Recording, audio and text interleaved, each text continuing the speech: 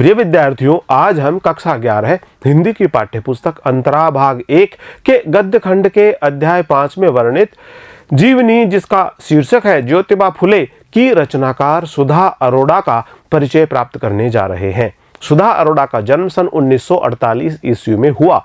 आपका जन्म लाहौर, पाकिस्तान में हुआ। आइए हम साहित्यकार सुधा अरोड़ा का बिंदुवार परिचय प्राप्त कर लेते हैं। सुधा अरोड़ा का जन्म सन 1948 ईस्वी में लाहौर, पाकिस्तान में हुआ। लाहौर, पाकिस्तान में सन 1948 ईस्वी में लेखिका सुधा अरोड़ा का जन्म हुआ। इनकी उच्च शिक्षा कलकत्ता विश्वविद्यालय से हुई। इसी विश्वविद्यालय के 2 कॉलेजों में उन्होंने सन 1969 से 1971 तक अध्यापन कार्य किया। आपने सन 1969 से 1971 तक अध्यापन कार्य भी किया। कथा साहित्य में सुधा अरोड़ा एक चर्चित नाम है।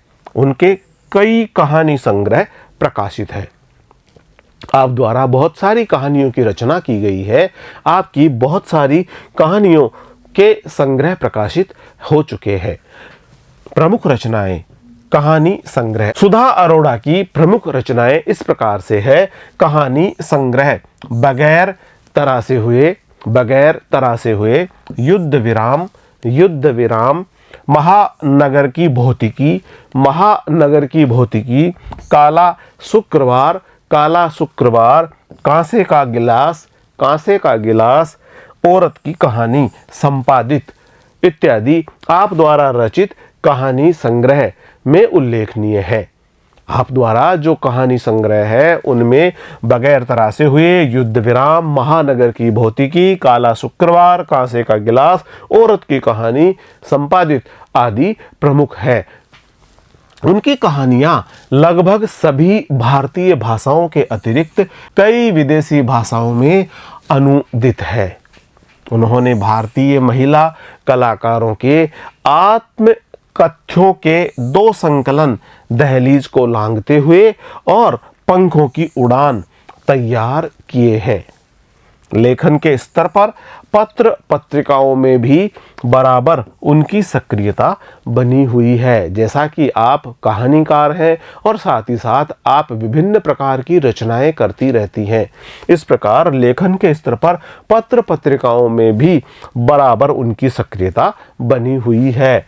पाक्षिक सारिका में आम आदमी, जिंदा सवाल और राष्ट्रीय दैनिक जनसत्ता में महिलाओं से जुड़े मुद्दों पर उनका साप्ताहिक स्तंभ वामा बहुचर्चित रहा है।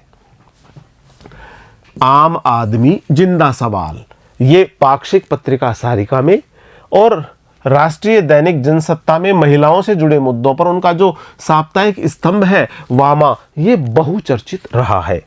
महिला संगठनों के सामाजिक कार्यों के प्रति उनकी सक्रियता एवं समर्थन निरंतर जारी है। महिलाओं पर ही केंद्रित औरत की दुनिया बनाम दुनिया की औरत लेखों का संग्रह है। उत्तर प्रदेश हिंदी संस्थान द्वारा उन्हें विशेष पुरस्कार से सम्मानित किया गया। सुधा अरोड़ा मूलतः कथाकार है। उनके यहाँ स्त्री विमर्श का रूप आक्रामक न होकर सहज और संयत है। सामाजिक और मानवीय सरोकारों को, समाज से जुड़े हुए और मानव जीवन से जुड़े हुए सरोकारों को वे रोचक ढंग से विश्लेषित करती है। ऐसे सरोकारों को जो मानव से जुड़े हुए हैं, जो समाज से जुड़े हुए हैं, उनको बहुत ही रोचक ढंग से आप द्वारा विश्लेषित किया जाता है। ज्योतिबा फुले के बारे में जो जीवनी, जिसका शीर्षक है ज्योतिबा फुले, इसके बारे में अब हम चर्चा कर रहे हैं। पाठ्य पुस्तक में संकलित ज्योतिबा फुले की जीवनी में लेखिका सुधा अरोड़ा ने ज्योतिबा फुले और उनकी पत्नी द्वारा समाज में किए गए शिक्षा और समाज सुधार संबंधी कार्यों का महत्व बताया है। सामाजिक और धार्मिक रूढ़ियों का विरोध कर उन्होंने दलितों, शोषितों और स्त्रियों की समानता के हक की लड़ाई भी लड़ी है। जैसा कि सामाजिक और धार्मिक रूढ़ियों का उन्होंने विरोध किया और ऐसा करके उन्होंने दलितों, शोषितों और स्त्रियों की समानता के हक की लड़ाई भी लड़ी है। इसके कारण समाज का व्यापक विरोध भी उन्हें झेलना पड़ा। उस दौर की परिस्थितियों को ध्यान में रखते हुए उनका संघर्ष निर्णायक महत्व रखता है।